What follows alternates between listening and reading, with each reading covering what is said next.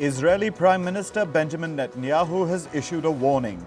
He said that Israel will do everything necessary to defend itself. He added that the country will make its own decisions. Netanyahu's comments come as Western nations have been asking him to show restraint after the attack by Iran last weekend. Meanwhile, Iranian President Ibrahim Raisi has warned of a severe and heavy response to Israel. This is if it violates Tehran's territorial integrity. Raisi's comments come during Iran's annual Army Day military parade. Yesterday, Iran marked its National Army Day with a parade showcasing its weapons at a military base in the capital, Tehran. European Union leaders have decided to step up sanctions against Iran. The bloc said it would impose further sanctions on Tehran's drones and missiles. The EU said this one day after day one of a two-day summit in Belgium's capital, Brussels. The United Nations Security Council is expected to vote on a draft resolution tomorrow. This is to recommend Palestine's admission as a member of the UN. The 15-member council is due to vote in New York City. The resolution needs at least 9 votes in favor and no vetoes by the permanent members, which include the US, the UK, France, Russia, and China. However, it's expected that the move will be blocked by Israel's ally, the United States. Meanwhile, the US has decided to reimpose oil sanctions on Venezuela. This is over President Nicolas Maduro's failure to deliver on election promises. The US says that Maduro failed to honor his promises by not allowing free and fair elections to take place. In recent months, multiple opposition allies and activists have faced arrests in Venezuela. The government has also banned the opposition leader from registering as a candidate and arrested 2 of her close aides. A Russian missile attack killed at least 13 people in the Ukrainian city of Chernihiv. The strike also injured over 60 others. Authorities say an explosion ripped through a busy part of the city yesterday. The attack has damaged 4 multi-storey buildings, a hospital, an education facility, and dozens of vehicles. In Croatia, the ruling party, the Croatian Democratic Union, won yesterday's parliamentary election. However, it failed to gain a majority and bagged fewer seats than before. According to preliminary results, the party won 60 seats in the 151-member assembly. It's now expected to negotiate with smaller parties to form a coalition government. Poland's President Andrzej Duda was at Trump Tower in New York yesterday to meet former US President Donald Trump. Trump received Duda at the entrance of the building. Duda said that he was invited by the former US President to his private apartment and referred to Trump as his friend. The Polish president was one of Trump's preferred international partners during his tenure. Sweden's parliament has passed a law that will make it easier for people to change their legal gender. It has lowered the age at which people can do so from 18 to 16. The new Swedish law makes changing one's gender easier with shorter doctor consultation requirements. In Australia, authorities have made the first arrest in the Sydney church attack case. A 19-year-old man was arrested and taken to a police station. He has been charged with rioting and the destruction and damage of property. Earlier this week, an Assyrian Orthodox bishop was stabbed during a service at a church. It was Sydney's second mass stabbing case within 3 days. Authorities in South Africa are investigating the deaths of 5 people in Cape Town. This was after a shooting incident left 4 men and 1 woman dead. Police have yet to identify the victims, shooters, or the motive for the attack.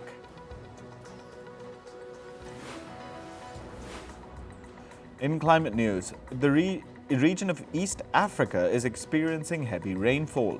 Flooding triggered by a downpour in Kenya has killed at least 13 people. About 58 people have been reported dead in Tanzania. Thousands of people have been displaced from flood-prone regions. Meanwhile, over 100,000 people have been displaced in Burundi due to months of persistent rain. Burundi's government and the UN are appealing for financial aid to cope with the devastating effects of the downpour. The region has received non-stop rain since September last year.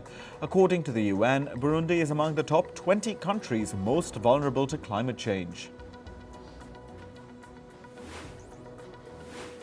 In Pakistan, storm-related incidents have killed at least 65 people.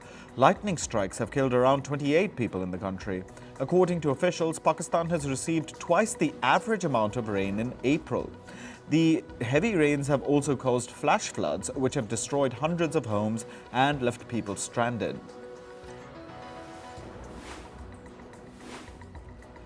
Meanwhile, heavy rain has also caused havoc in Afghanistan, killing at least 70 people and injuring 56. This is according to the country's disaster management department. Most of the deaths were caused by roof collapses because of torrential rain.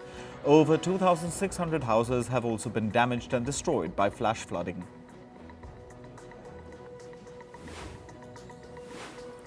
In Kazakhstan, at least 117,000 people have been evacuated due to floods. This is according to the country's emergency ministry. Evacuation missions are ongoing in the country's north, west and Aktobe regions. According to reports, the unprecedented rain that has unleashed chaos in Dubai might be linked to cloud seeding.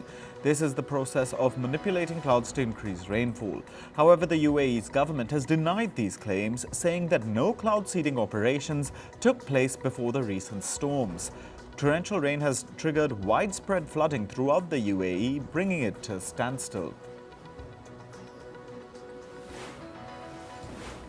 According to reports, Scotland is abandoning its greenhouse gas reduction target. The target was to cut greenhouse gas emissions by 75% by the year 2030. Reports also suggest that Scotland may scrap its annual climate targets as well. The Scottish government will release a statement addressing these claims today. According to the non-profit Reef Conservation Project, Brazil is bracing for its worst ever coral bleaching event. The country's largest marine reserve is being threatened by warm ocean water. Huge swathes of corals along Brazil's Atlantic coastline have already turned bone white. A German government-backed study has found that climate change damage could cost the world $38 trillion annually by 2050. The damage will affect farming, infrastructure, productivity, and health. The study also says that climate change will shave 17% of the global GDP by the middle of this century. On to business and tech news. Plane maker Boeing came under fire during two U.S. Senate committee hearings yesterday. During the hearings, the firm's current and former employees raised concerns about the safety of Boeing's 737 and 787 jets. They said that manufacturing issues that led to January's mid-air door blowout incident still persist. Boeing has faced scrutiny over the safety of its aircraft after a door panel flew off a 737 MAX 9 jet mid-air. Meanwhile, America's United Airlines has said that Boeing will compensate them for the grounding of its 737 MAX 9 jet fleet. 79 jets from United Airlines were grounded after the door panel blowout incident in January. The grounding reportedly led to losses of about $200 million for the company. This was during the first quarter of this year. Yesterday, the U.S. Federal Aviation Administration halted all Alaska Airlines flights for nearly an hour. This was over an issue with the airline's weight and balance calculation system. The problem also affected Horizon Air, a regional carrier owned by Alaska Airlines. Normal flight operations were resumed after Alaska Airlines resolved the issue. Carmaker Ford is recalling over 456,000 vehicles in the U.S. This includes certain models of Ford's compact SUVs and pickup trucks. The recall is due to a low battery issue with the cars. America's road safety regulator has said that the issue can lead to cars losing power in the middle of a drive. Tesla has asked its shareholders to reconsider CEO Elon Musk's $56 billion pay package. The Tesla shareholders will vote on Musk's 2018 pay package during the company's annual meeting this June.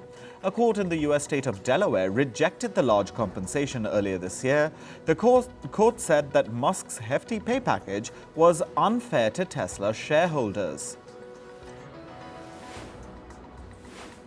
The U.S. is reportedly set to grant over $6 billion in subsidies to chipmaker Micron Technology. This is to help with the firm's chip factory projects in the country. Recently, the U.S. had announced billions of dollars in subsidies for chip makers like Intel, TSMC, and Samsung, among others. This is to boost chip manufacturing in the country. Swiss banking giant the UBS Group is reportedly planning to lay off hundreds of employees. The job cuts will be in the firm's wealth management and marketing units. The banking giant has been on a cost-cutting spree since taking over its rival Credit Suisse last year. The tech giant Google has announced another round of layoffs. This is part of the firm's restructuring plan for its finance teams.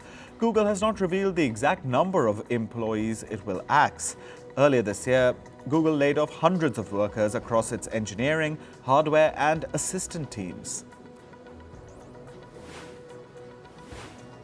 Pakistan blocked access to the social media platform X in February. This is according to court submissions by the country's Interior Ministry that were filed yesterday.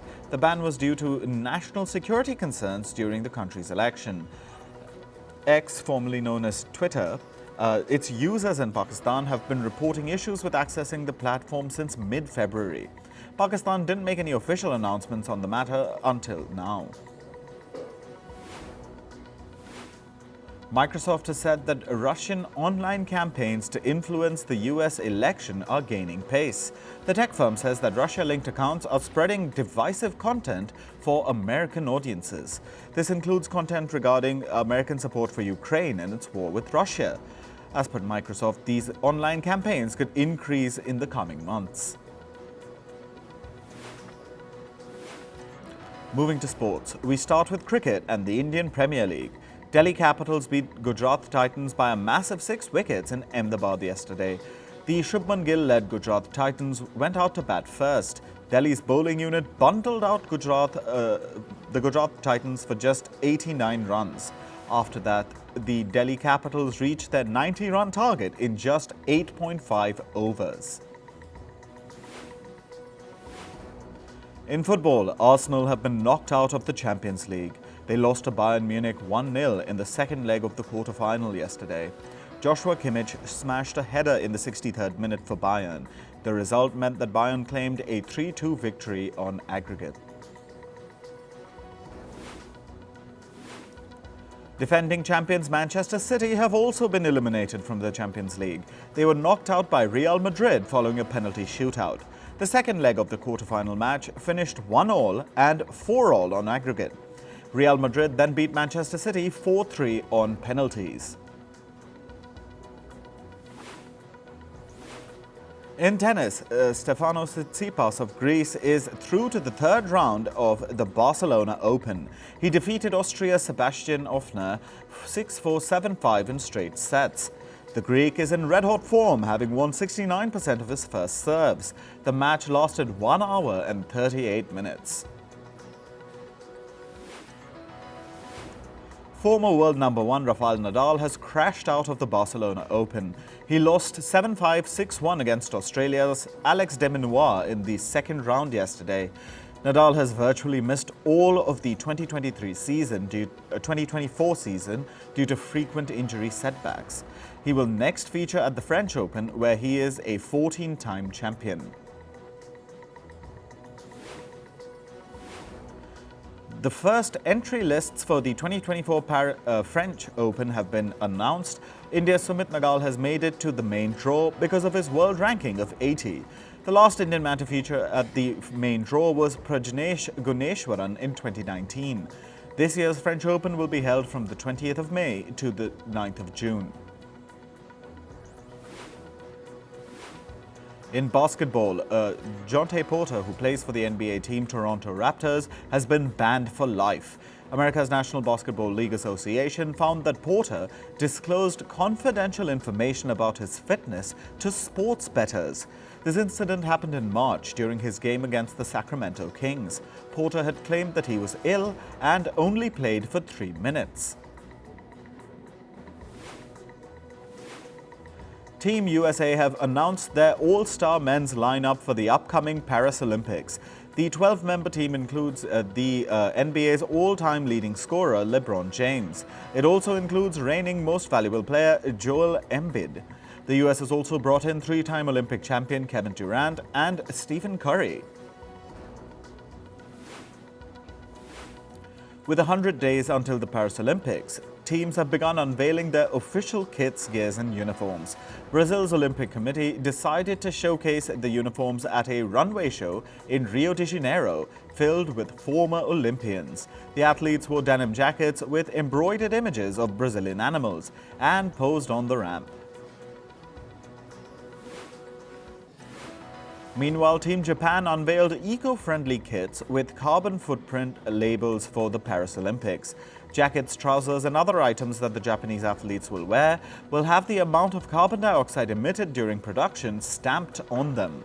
The company which designed them said they reduced emissions on the kits by 34% compared to the last games in Tokyo. In entertainment news, pop icon Taylor Swift revealed some of the lyrics from her upcoming album, The Tortured Poets Department. The singer revealed the lyrics using an art installation in Los Angeles. An album-themed installation was placed outside a shopping mall where people were asked to look for clues hidden in mailboxes and books. Swift's much-hyped album is set to release tomorrow. And staying with Taylor Swift, the American University has launched an economics course on the singer. The Washington, D.C.-based university is calling it Swiftonomics. The scholars will explore the singer's business footprint and her earnings from her multi-billion-dollar worth Eras tour. The university is following the footsteps of Harvard and Stanford, who have launched similar courses in the past. Grammy Award-winning artist Sasa went all out to voice her support for Palestine. During her concert stops in Australia, she proclaimed Free Palestine with a Palestinian flag. The SOS tour is Sasa's second concert tour and first arena tour.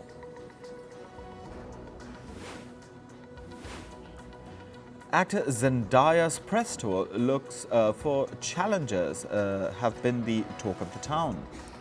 The actor revealed at the film's premiere that a lot of planning goes into them. She speaks to her stylists and also exchanges references to come up with ideas. Zendaya says the process is all about having fun. Quentin Tarantino's last and final film, The Movie Critic, has reportedly been scrapped. According to reports, Tarantino is now working on something new and is no longer interested in that movie. The filming of the film was supposed to begin soon, with Brad Pitt in the lead. According to reports, director Martin Scorsese is looking to rope in Leonardo DiCaprio for a Frank Sinatra biopic. Sinatra was one of the most popular entertainers of the mid-20th century. Jennifer Lawrence, too, might be taking the role of Sinatra's second wife. However, Sinatra's daughter Tina is yet to approve the film. The upcoming film Abigail was premiered in Los Angeles yesterday. The lead of the film, Melissa Barrera, attended the event with her husband. Actors Catherine Newton, William Catlett, Dan Stevens and Kevin Durant were in attendance as well. The film will be released tomorrow. Actor Hugh Grant has settled a lawsuit against Rupert Murdoch's British tabloid publisher. He sued The Sun for gathering information unlawfully. Hugh Grant claimed that journalists had used private investigators to tap his phone and burgle his house. Grant revealed that he chose to settle outside of court to avoid a legal bill worth millions of dollars. He went to Twitter, formerly now known as X, and stated that even if he had won, he would have still had to pay legal fees. The trailer for Netflix's fantasy series Sweet Tooth has been released. In the final season, the pivotal characters of the series will embark on a journey to Alaska. The lead character, Gus, will reach a step closer to finding his mother. The show is about the story of hybrid humans on Earth. The series will release on the 6th of June. Outfits, hats and shoes worn by the late Princess Diana are being showcased at a mall in Hong Kong. The items are the ones that she wore during her first visit to Hong Kong in 1989. Outfits like her white evening gown and two-piece navy blue skirt and blouse are on display. The articles from Princess Diana's Elegance and a Royal Collection will later be auctioned online.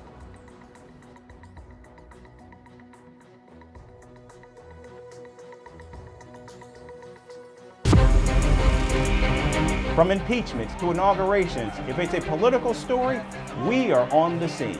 The race for the White House is heating up. We're beating Biden. How dare he say that? If it's breaking news, we're live with the latest coverage. From the White House, the State Department, and Capitol Hill, we know the issues, but above all, we know the players to bring you the latest in-depth analysis on all the key stories that we're covering. I'm Eric Ham. Join me from Washington here on First Post America.